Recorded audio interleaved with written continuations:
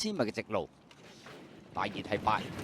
好，你一起步嘅時候啊，咁啊前面快閘嘅馬咧，中間位置就嗰隻快油繩係比較快啲嘅。咁啊藍帽啦，戴面箍仲有銀河勇士啦，嘉應駿馬響埋邊都走埋上去嘅。咁啊大約3、4位到啦，仲有紫色衫係駿馬之曲啊，第3位添啊。後邊第5位啦，外欄呢仲有嘉應勇士啦，中間藍衫藍眼罩標誌極光啊，埋邊紅黑直間衫啊聖托里尼，再入邊藍衫黃帽就川雲達月啦。後邊嘅馬咁啊馬冧中間白衫啊酷霸王啦，藍雀爺啦，入邊啊萬里雲啊，紫色衫紅帽嘅，尾衫外欄係紅桃新星啊，後啲係精彩進帳同埋顯力之城嚟㗎。跑咗一半嘅路程啦，前面佔先呢就係呢隻嘉應駿馬嘅，咁啊見到外欄位置銀河勇士呢，咁啊已經上咗嚟啊，入邊駿馬之曲啊追緊啦，第4位仲有嘉應勇士啦，再後多層啊嘛外欄紅桃新星啊，最後100零米啦，咁啊駿馬之曲響中檔已經透出咗隻一出即勝啊，跑第2名嘅馬係銀河勇士啊，嘉應勇士第3，嘉應駿馬呢就跑第4啊。結果今場賽事咁啊呢隻駿馬之曲咁啊都係一隻都幾成熟啊，出到嚟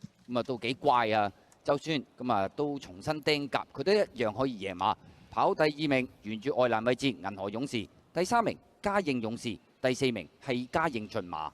好啦，又一隻蘇慧賢馬房嘅馬初出俾阿潘頓贏啊，駿馬之曲釘甲都唔緊要啦，照贏啦。第2名貼住條大外欄啦，銀河勇士第3係一對嘉應啦，嘉應勇士第3、第4，嘉應駿馬。今季馬房呢，第4匹嘅 PPG 一出就即刻贏啦。咁啊，嘉應一對就分別都包辦第3同第4名，即係落飛勁啲嗰隻跑得好啲。所以銀河勇士俾多隻機會係正確嘅。